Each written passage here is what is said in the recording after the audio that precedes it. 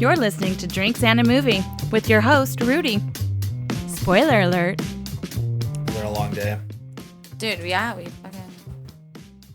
All right, here we go, everyone. Drinks and a Movie podcast. Carissa and I are back for the finale of our Scream series. We're talking Scream 6 from 2023. Yeah, 2023. Wow. And I'm just breaking the seal on this new Maker's Mark. I guess I'll wait for you to finish. Maker's Mark. What do you call this one? The Lost Recipes series, edition number 2, 2025 release. Kentucky Straight Bourbon Whiskey Barrel finish with 10 oak staves, archive stave, mocha. Recipe combinations that have never been tasted before, each crafted with a retired stave, handpicked from our private selection archives. Coming in at 110.9 proof. I just realized this is only 700 milliliters. Interesting. What happens to the 750? Are we in a recession? The fuck? I think, yeah, they're trying to like standardize it because that's how other countries do it or something. Oh my That's what I've gosh, you heard. guys, this is America, okay? Let's see. So we've got the second release in the Lost Recipes series features the return of the roasted French mocha stave for layers of dark chocolate and buttery pastry and notes of baked apple. Ooh. Stave profile: 3 baked American Pure 2, 0 seared French Cuvée, 4 Maker's Mark 46, 3 roasted French mocha, and 0 toasted French spice. This sounds so fancy. There we go. I'm gonna try and be like, whiskey. Yeah. Try to do just a little bit. Just a little bit, you know me. That's perfect. All right. A nice 0.5 there, yes. Ooh, wow. Smell good so far? Yeah, let's see. Yeah, it Cook does. this glass up. Ooh, yeah. Ah, Oh man, yeah. That's Right? like, what is that? this That's just smells like real good. definitely pastry. Yeah. But what kind of pastry? Some kind of Danish?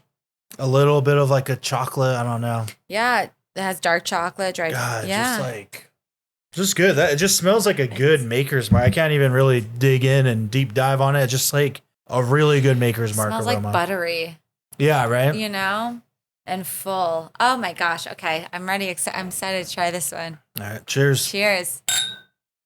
Wow.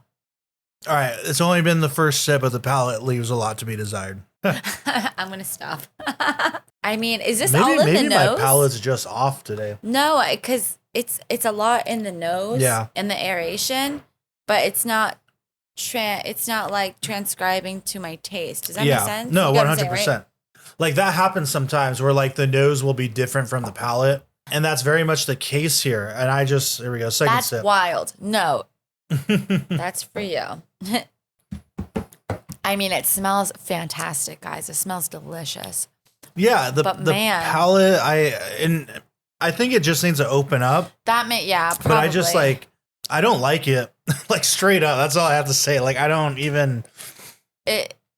know what to say about it. It's like not like hot, but just has some heat, but without like the baking spices flavor. Like, so I don't even want to say spice. No, it tastes like alcohol. That's it. I don't know how to explain this.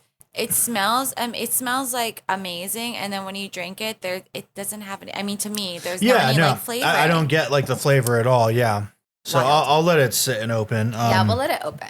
We'll let it open up. Yeah, because it is like a fresh crack, so it'll probably take a while. And that's one thing I should probably get better about is like whenever I break the seal on something new for the first time, I should probably just let it sit for like 20 minutes and then taste. But I like to just do it on the air, you know? I had this secret. There's a darkness inside of me. It followed me here. And it's gonna keep coming for us. We share a certain history. This isn't like any other ghost face. What is this place? A shrine. We've got to lure him in. We execute him. Hello. Let's play a game. You know you're like the 10th guy to try this, right? It never works out for the dipshit in the mask. Maybe. But there's never been one like me, Gale.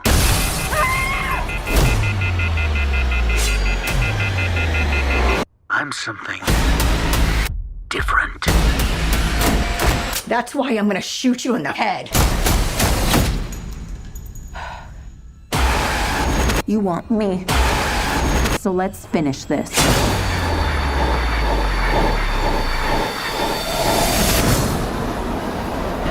Guys?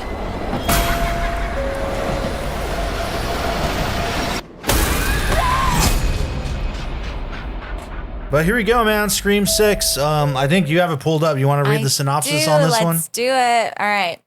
After surviving the latest Woodsboro murders, a group of teens moved to New York City hoping for a fresh start, only to find a new killer picking up where the last Ghostface killer left off. Wow. Ghostface takes Manhattan. Yeah, right. And again, very kind of similar to Scream 2 in that it's at like a college. Now, this one I saw in the theaters, of course. I liked it for the most part, but not as much as the previous entries. And starting it again, let's start with this opening scene. I don't remember if I messaged you or not, but I was watching it and I was thinking, maybe I did message you, but I was like, damn, I forgot what a banger the opening is for this movie. I think it is so good and well done, like easily one of the best. Samara Weaving, first off. Yeah. Do you like her? And being like a film, like a slasher movie, specifically like a slasher Like movie. film. Yeah, Professor, I think was great. And her getting lured into the alley, and then the ghost face. But where they really change it up on you is the reveal of who the killer is immediately. Oh my gosh. When that happened, I was like, is this a movie beginning? Like, you know what I mean? I'm like, is this like one of those other ones? No. Fantastic. What a fun idea. Yeah. Continue. No, yeah, I loved that because, you know, we always know, okay, there's like probably going to be two killers. It's going to be one of these regular ass people, one of the teenagers or something. So for them to finally show us, like, he takes the shit off and changes his clothes in the alley and just goes about his day and is talking to people and doing whatever, I thought was like super interesting and like fresh, like a fresh take on it. And then to kind of switch it up where now he's going to be the victim and he's like talking to his boy that he's going to do the murders I'm with. sorry. Like, I just couldn't wait. I couldn't help. Yeah, I had to do it. I love that. He's like, she failed my Jalo paper or something like that. It's ridiculous. But man, I love that opening. And then again, very similar to like, say, Halloween 2018, when the new Ghostface comes and ends up killing him and his partner, and he's like in the refrigerator. And then we know it's going to be tied to the Richie Kirsch character from the last movie, because he brings up, but we're trying to finish Richie's movie. So you get the sense that they've been like connected to him even from that point. Yeah. So they kind of expand on the last movie, which I think is good.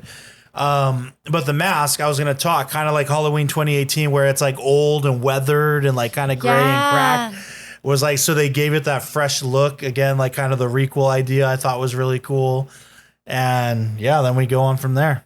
Yeah. So how'd you like that?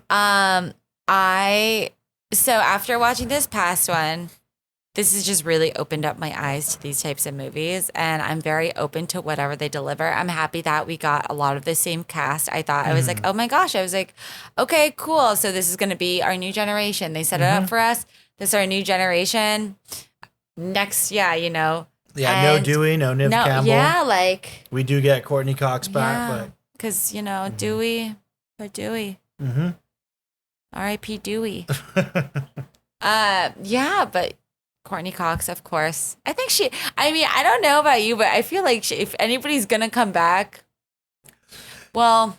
The one thing that I did bump on was they're treading the same ground with her over and over again of like, oh, she doesn't have anything but the Woodsboro murder, so she needs to do that. And it's like, that's interesting, but it's like, all right, we saw that in part 4, we saw it in 5, we saw it, she wrote another book and this, and everyone's mad at her, but she's going to do her thing, and like, oh, she's afraid she's going to fade away. And like, I like that to an extent. It makes sense. And that's very much been her character from the beginning. Yeah. It's like she's going to exploit people for her own gain. Mm-hmm. But it's like, all right, we've done that. Like, And from a character standpoint, like the one thing I also don't, I like all the characters really, except Jenna Ortega and the lead, I forget, Samantha Carpenter, right? Mm-hmm. I don't know. And I forgot to mention this in the last episode, the whole plot point that she is the daughter of Billy Loomis. And I didn't like in the last movie, and I don't like here that they have like the de-aged him, like telling her like, let's find out who did this and get a knife and kill. He wasn't even in her life, so for that to even pop up like that, it's like, wait a second, you don't even know how he spoke, like he was dead. You don't know who he is, like. In just this whole theme of like, oh, she has like a killer instinct inside her because that was her dad. Like, no. Nah, man. If we learned anything, like Billy Loomis taught us that is not what that's about. But yeah, that entire thing. And I mean, I feel like with this, I was more forgiving with that kind of stuff, but it kind of doesn't make any sense. I understand the point to have to tie it all together. I get that. But having like a young, if he raised her, I would understand that. But I'm like, bro, you guys were raised the exact same. Yeah, and he was like an 18-year-old or a 17-year-old kid. Like, yeah, like there's no way. And I gotta say too, it's like, so, and with that, I don't. On one hand, the dynamic is a little bit interesting, where it's like because of the events of the last movie, she's overprotective of her sister now. She went from being like very estranged to now overprotective and goes to the party, doesn't let her sleep with the guy, whatever. Which makes sense. Mm-hmm. Yeah, and I can be down with that aspect. And then that puts them at odds. Yeah. But I just don't like them as characters and their attitude and this kind of like girl boss, tough chick persona, especially that they put on at the end. You know what I mean? Okay. When it's like, just let me go, trust me, and and they're like gonna be badass all of a sudden. I just don't care for that in the way it was developed. You know what I mean? And that's such a modern thing to do, I feel. And I was trying to think back. It's like, okay, Neve Campbell was cool, and I was trying to think like, why did it work for her? And it's because Neve Campbell was more realistic. I feel. You know what I mean? Her entire thing. She's terrified all that, you know what I mean? Yeah. And then the build up, it's like, oh. Yeah, she's not just like a girl boss, like, and it's earned. And I really like that character. I think it's well done and executed. And here, it's just like a way lesser version, in my opinion, because the attitude I just don't like. And I guess that's what's after millennial? Is that Gen Z? Whatever. Yeah, that's it's very much that shit. I mean, another really good character is Nancy Thompson in Nightmare on Elm Street, right? Like, she was just cool and hip and like a step ahead and was like reading books on anarchy and building bombs or whatever, or booby traps but never had that weird attitude, was just trying to keep her friends safe and herself safe, and mom was an alcoholic, and I don't know. It's been done better. Here, I just didn't care for. I don't know. Did you bump on that at all, or is it just me talking shit? No, I understand what you're saying, because in this movie too, it was just a very different, and I'm like, dude, girl, you almost got murdered somewhere and you're going to go home with the fucking, you know what I mean? It just makes no sense. Like, I don't, in my opinion, after everything that they've been through, I understand they're all moving there, but throughout the entire movie too, it's like, it's happening again. And everybody's just like, fuck it. It's just, I don't know. I guess when you're talking like with the Sidney Prescott thing, like there was more weight to what was going on, as opposed to now where it's like, okay, well, somebody's gonna we're gonna go kill him first. Yeah. And it's just like, wait a second. Like I get that. And it's because she's a badass, because her dad killed people. And she's like, I don't know. So now she knows how to kill people. And in the last episode, you brought up the actress from Terrifier 2 and 3. And like, I think that's another good example of a character that like, and I don't understand it, but she like, it felt more earned, and she does become a badass at the end. But like, she really goes through the ringer to get to that point. And it's only by the power of that sword and her father or some bullshit I don't even understand yet that like it worked out. But I don't know. That's just another example of it, I think, working better. I do like that this movie has like a bit of grittiness to it. And I like the cast too. I like Dermot Mulroney. I just love for some reason. I've always liked him and I like to see him, you know, show up and stuff. Hayden Panettiere is back, you know, from Scream 4. She's not one of my favorites, but yeah, I don't care for her as much in this one. I loved her in Scream 4. She was a babe, but also like cool because she was also a movie nerd. yeah. In this movie, yeah, I don't know that it was just like, oh, we got to bring back another legacy person. You know, Yeah. that's just kind of how it felt. That's how like it felt, kinda yeah. shoot in.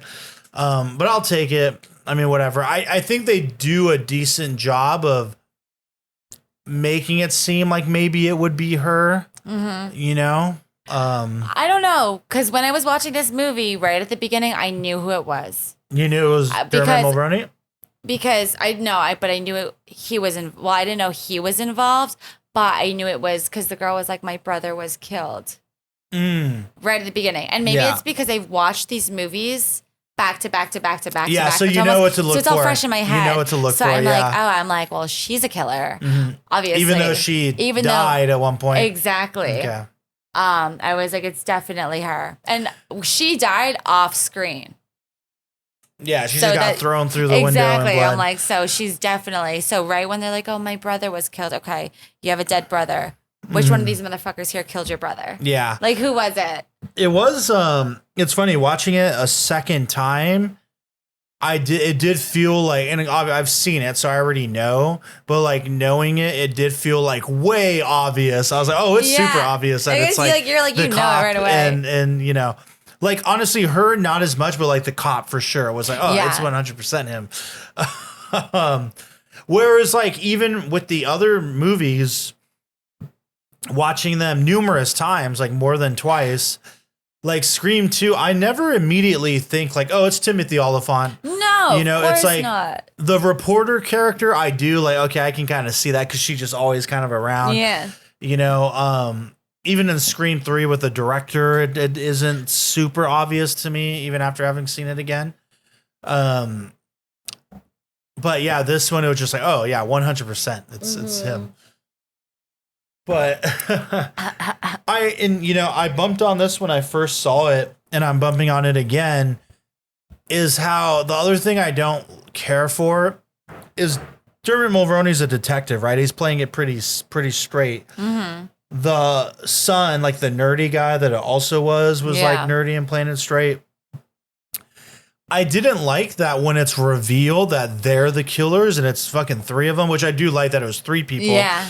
Gotta amp it up, baby. Yeah. But that they all are like acting super unhinged at the end. Yeah. Like they're all this psychotic family. Yeah, You know, and it's like they're trying to do like the Stu Mocker thing from the first movie. Like, you know how like crazy Matthew Lillard, but wait, there's more. Yeah. And, like, it's a Scream, baby, and all that. Yeah. Like the way he acts and they talk, it's like they were trying, or even Timothy Oliphant, how he's like super crazy at the He end. gets fucking wacky. Yeah, it's like they did that, and I'm like, no, it doesn't work for you For guys. like a nice family that has a dad that was being raised. So you're It's like you're all like nuts and just kind of wild. It's like, and even you know the characters in Scream 4, like they never really acted that way. The director guy didn't quite act that way. Nancy Loomis or whatever didn't act that way. It's like no. they just went like super over the Scream 5 characters didn't get that like the Amber character got a little like, wait, there's more too, but not to that extent. So that was just really odd to me. I'm like, you can't just completely change your character. Like Matthew Lillard's character was always like He was goofy. always Like the whole movie, Like, he it was fits like up. the goofy guy, you know, and Yeah. very jokey in the way he was like lerpy and the way he talked and moved. I do like that scene where the twin girl and the Hayden Panettiere are like quizzing each other on movies. I thought was like a cool fun moment. that was funny. But that was cute. Because they show on the board when they're going through the killers of the past and like the connections and all that. Oh yeah, and it's they're like you Stu have to Mocker follow. dead. Like, yeah. what are we gonna do? You have to follow all this stuff, and it's like, wait, what? But- But if that's the case, then like, what? You know what I mean? Because they were talking about like following the franchise. You know, you have to follow. Yeah. What they still talk about in this one. I'm like, okay, I got the Goes back to the beginning. It Yeah. goes back to the beginning. But I don't know. This one was getting like they are slowly getting a little bit more over the top. I don't know. Nothing was more over the top than Sydney's like secret brother. Yeah, that's still though like oh okay. That one was kind and of just like the crazy. Hollywood, you know, Yeah. this thing. But with this too, it's like they leave in that scene, they bring up the like, you know, the TV that killed Stumacher or whatever. And then she says, yeah, if you believe he actually died, like setting up the next movie. there And it I hate that because of the internet. And this is just the thing to build hype though, is like that it's already been announced. And Matthew Lillard's like done interviews talking about it. I know. That like we know for sure, like, oh, he's in the next one. It's like, it would have been nice for that to be a surprise, even though it's super contrived. I just hate the like, oh, they kill someone and like, nope, we're bringing them back. But that's very much a movie thing and a horror movie thing to do shit like that. So it's like, you know, they're going to pull the whole, it's kind of like Halloween 2. Like Dr. Loomis very clearly blew up. But in fucking part 4, he's back and he just has a little burn scar on his cheek and his hand, and that's it. It's like, no, you blew up. No, we saw. Yeah. We all know. And that's the thing, Gotta though. make that 'cause money, though. Listen, you got to. But going on that point, it's like, why can't we do, you know, I mean, the Blair Witch people who did the movie hit out for months after the movie. You know what I mean? It's like, little surprises are actually keeping form. I wish he didn't do any interviews because it's one of those things like, what an amazing, like, Yeah. you know, I And mean, even if he didn't, like the fact that it was announced, like, oh, he's cast in the next movie. like, why would you guys do that? Shut the fuck up. Yeah. Because the thing about you go in the movie, you're like, holy, and Yeah. then let it blow up because then I'm just going to go see the movie. Yeah. You know, take all the fun out of this, man. Yeah. 100%. I take all the fun out of this. But I did like how they have all the memorabilia in the place after, and they're like going through all this stuff. And I was like, what the fuck? Where did you get all that shit? And that it does connect directly to the previous movie, you know, where it's the family of Richie, because they bring up like, I grew up watching it with my father, and that was like what bonded us and all that, and we're seeing it from that perspective now, and you know, you don't know what it's like to have it. You know, I don't remember. Hopefully, I'll have the soundbite, but. The soundbite. But the thing is, too, also, I mean, he was a killer, so maybe they are a family. Maybe, you know what? If you have a killer dad, a killer brother, you all just family of killers. So maybe, you know, maybe Sam is just a killer. Except for Daddy Billy Loomis. Who knows? Who knows? But now they're going to live their lives. And then I'm like, damn. At the end of that movie, I was like, I wonder if she's going to just turn into you know, just start killing everybody. Maybe not, though, because obviously. Oh, and it would be stupid. But that would be something new to do. And they kind of alluded to that. Didn't they allude to that in part 5? Where it's like, well, maybe Sydney's the killer because she just needs or something, you know? Yeah. I don't know. Yeah, or was that the 4th one? Maybe. I don't know. Or they were trying to frame her for that. So I guess you could play with that, and that would be the fresh new thing to do. So who's to say? Yeah, I wonder what 7's gonna be about and what it's gonna, like, what it's even gonna tackle. Because, like, what's kind of the horror thing to talk about right now? Maybe they're gonna do like a cancel culture thing or something. Maybe, yeah, perhaps. You know? I mean, I feel like I guess you covered can say that they in kind of this did that in this one, they're yeah, like with that her. You smeared yeah. you ruined our lives, this smear campaign. And everyone's like calling her a liar and all that.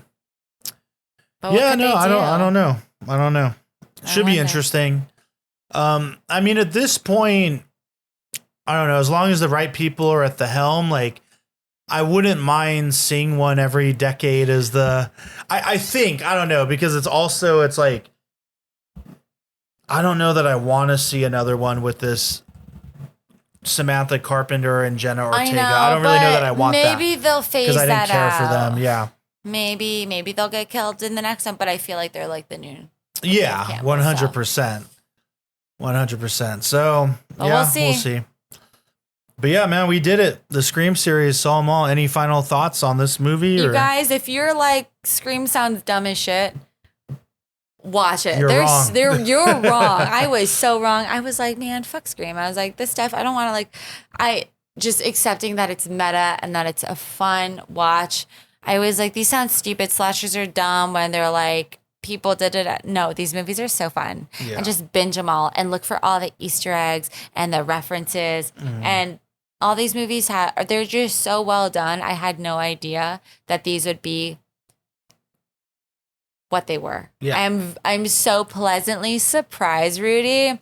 And now I get when you're talking about them, I'm like, bro, you love like the best horror movies. You have such an eye for good, cinematography, for everything. And I'm like, and Rudy likes his movies. And I'm like, oh my God, I get it. They're great. As a They're just film fun. buff. Yeah, as a film buff, as a fan.